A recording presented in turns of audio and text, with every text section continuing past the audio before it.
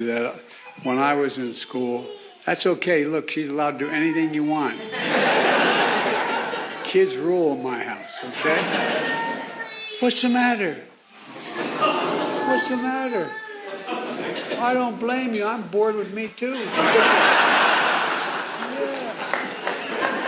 How are you doing?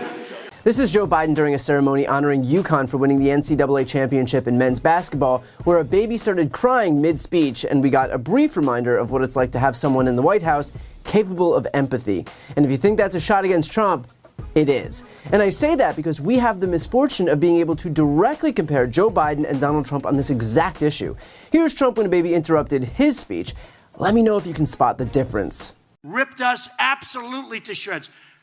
Actually, I was only kidding. You can get the baby out of here. That's all right. Don't worry. I think she really believed me that I love having a baby crying while I'm speaking. That's okay. People don't understand. That's okay. Because of Trump's criminality and his embrace of fascism and his open corruption, we sometimes forget that he was also a soulless piece of shit. Nice to get those reminders every once in a while. And that contrast didn't go unnoticed by the Biden campaign. They quickly created an ad that put the disparity on full display. Actually, I was only kidding. You can get the baby out of here. I think she really believed me that I love having a baby crying while I'm speaking. People don't understand. That's okay. Look, she's allowed to do anything you want. Kids rule in my house, okay? What's the matter? What's the matter? I don't blame you. I'm bored with me too.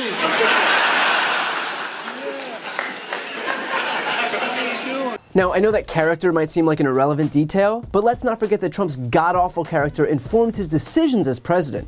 He implemented a child separation policy that his own attorney general admitted was a policy of deterrence, intended to be so cruel that it would discourage other migrants from coming here. His budgets all included cuts to earn benefits like Social Security and Medicare and Medicaid, even though for most people, those programs are their only lifelines for seniors and disabled and low-income folks, and that for many of them, that would mean the difference between life or death. He refused to stand up for Ukraine and even sought to weaken NATO, the only alliance actually serving to deter more aggressive Russian action, even though Putin's unleashed a wave of terrorism against innocent Ukrainian children and women. So while I fully understand that one moment responding to a baby doesn't make or break someone, you can still take a lot away from a moment like that. And we already have confirmation that Trump's glaring lack of empathy has resulted in decisions as president that have caused immeasurable harm and damage. But the sad truth is that our memories are short. We live in a breakneck news cycle, and even with Trump being out of the news for a few months, people forget just how dangerous he was. And so in instances like this one, where we're able to directly contrast his character and that of Joe Biden, it's an important reminder that that kind of thing matters. And it fully informs how that person will lead once they're in office. We saw with Trump a president with no empathy, no compassion, and no decency, and that was a presidency culminating in an insurrection against our own government. And we're seeing now with Biden, a president led first and foremost by his sense of all those things that Trump lacked. And what's resulted is that healthcare is more affordable, that the cost of life-saving drugs and treatments like insulin are now within reach, that the climate and the future of this planet and our children are taken into account, that veterans will get care, that guns will be a little bit more regulated, that the middle class has access to millions more jobs, and that wages have gone up. None of that is an accident. It is a result of having a president in office who not only governs based on his values, but who actually has values to govern on. Before you go, I need some help. Please subscribe to the channel and do your part to help grow the progressive media ecosystem. I don't do sponsorships or paid ads, I won't ask for money, but just subscribing to this channel goes a really long way, and it helps get the message out to more people. The subscribe button is right here on the screen. You can also subscribe to my Spanish language channel, which I made to reach those crucial Spanish-speaking voters. That link is on the screen too. And finally, if you want to listen to my audio podcast, you can follow that link as well. Thanks so much for watching. Today we're going to talk about Biden taking on Marjorie Taylor Greene and whether highlighting these MAGA extremists is a good strategy. And I interview MSNBC's Mehdi Hasan about his message to Fox hosts and Fox viewers in light of the Dominion lawsuit discovery, whether Biden should run again in 2024, and some of his most memorable debate moments. I'm Brian Tyler Cohen, and you're watching No Lie. So there was a moment this past week that stuck out at me when Biden called out Marjorie Taylor Greene during a public event. A little bit of more Marjorie Taylor Greene and a few more, you're going to have a lot of Republicans running our way.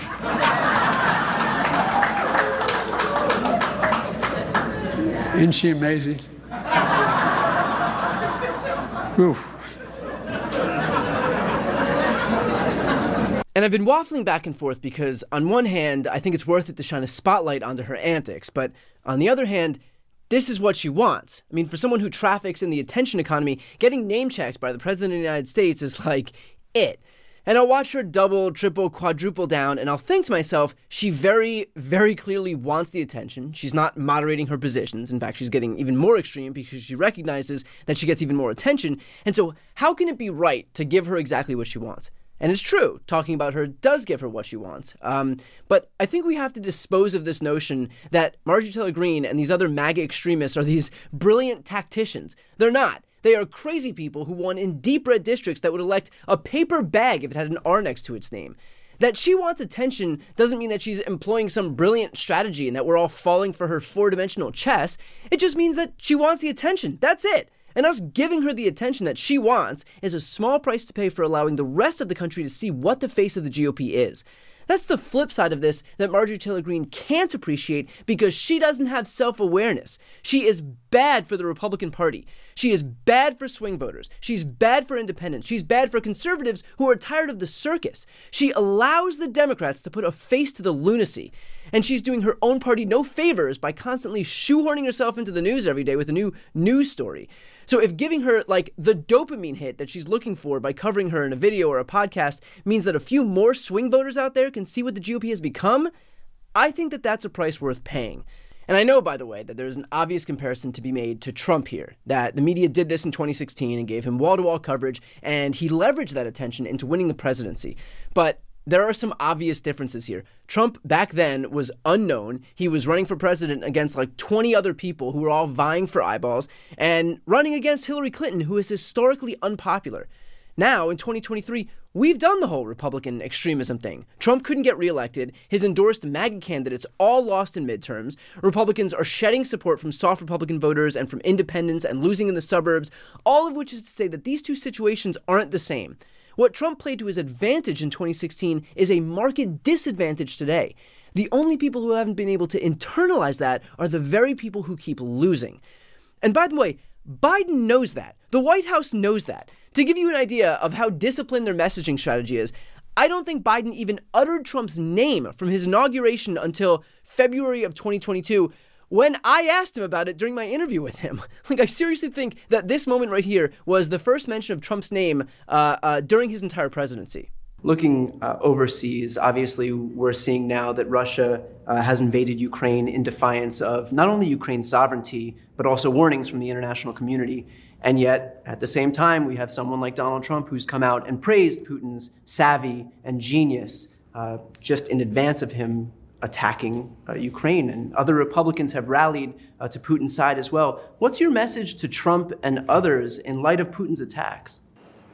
Well, I think I put as much stock in Trump saying that Putin's a genius as I do when he called himself a stable genius. Well, there you go. The point of which is to say that the messaging coming out of the White House is disciplined. Biden's not just going to casually invoke Marjorie Taylor Greene's name if he doesn't mean to, if it is not a deliberate part of their strategy to highlight the crazy and let the voters know that when you cast your ballot for a Republican, you're casting your ballot for that. That is who you're empowering. And again, after an election cycle where extremist Republican candidates were almost unilaterally rejected, that strategy isn't exactly unfounded.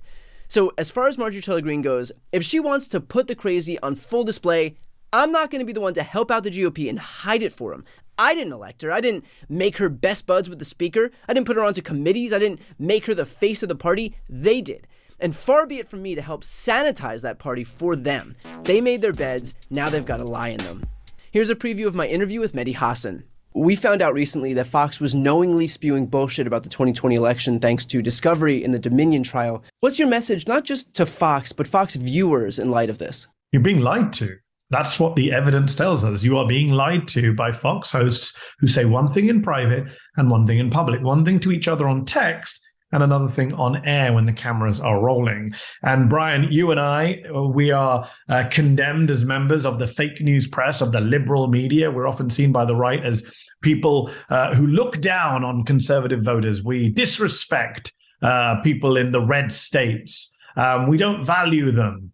And I just think to myself, no one has more disrespect, no one has more contempt for Republican voters than Republican cable hosts. And that's what's become clear from these revelations, that they had no problem lying to their viewers, pushing this big lie, because that's what they thought their viewers wanted to hear. So they indulged them with this conspiracy nonsense. There are texts between Tucker and his producer where Tucker Carlson is saying, I don't really want to do this, but that's what the producer's like, but this is what they want to hear. So they tell them what they want to hear. And in private, they say stuff like Sidney Powell, the crazy ex-Trump lawyer, who the viewers on Fox and Newsmax wanted to hear at the time. In private, Ingram, Tucker, Hannity are all saying she's crazy. And we know, by the way, that even those Fox hosts knew that their audience believed them because they said it in text as well. And so every single, piece of this points to the fact that these people were knowingly lied to. And yet the irony of all of this is that those viewers still won't know, because the same people who they trust to deliver them this actual fake news aren't going to deliver them the actual news of the fact that, they were lied to during this election. So that's the irony of all this. The gatekeepers are the people who are lying themselves. And so that information will never get back to the people who need to know it most. It's so true. And it's something that really bothers me, has bothered me since at least 2015, 2016, that a lot of Americans are in this bubble and there's no way to get through to them and say, you're being lied to, you're being conned. These are a bunch of, on the right now, the modern conservative movement is mainly conspiracy theorists and grifters who are making money off of you. And we saw that with, Trump voters who send, there was that story about them ticking the box or not ticking the box and their donations being taken from their bank accounts, and all sorts of stories about how they've been exploited by both Republican leadership and Fox hosts who are just interested in ratings. We know that they were worried about Newsmax taking viewers from them in the immediate wake of the November 2020 election. And so they doubled down on the big lie, which they knew not to be true. They continue. Tucker Carlson continues to push the big lie, even though we've seen what he said in private. And they don't have the guts to talk about it on air, at least when the texts to Mark Meadows were leaked from Fox hosts. Remember those texts to Mark Meadows? Which I think CNN obtained on January the 6th, where they're saying, call off the mob, tell your father to stop, tell your boss to stop. They're texting Don, they're texting the kids, they're texting the chief of staff, et cetera, et cetera. Yeah, at least those texts they kind of tried to address on air that night and in subsequent nights. These texts, it's silence. Out in the ether, yeah. Well, I don't know. I'm still holding on hope that my Trump NFTs are going to appreciate double, triple in value. So we'll see what happens on that front. You haven't been conned, Brian. To watch the full interview with Mehdi, click the thumbnail right here on the screen, and to subscribe to my new Spanish YouTube channel. That link is also on the screen. I'm currently working on getting that channel monetized, but I need 4,000 watch hours. So if you could please head on over and watch a few videos, that would definitely help move things along. And of course, to see more of my content in English, the subscribe button is on the screen as well.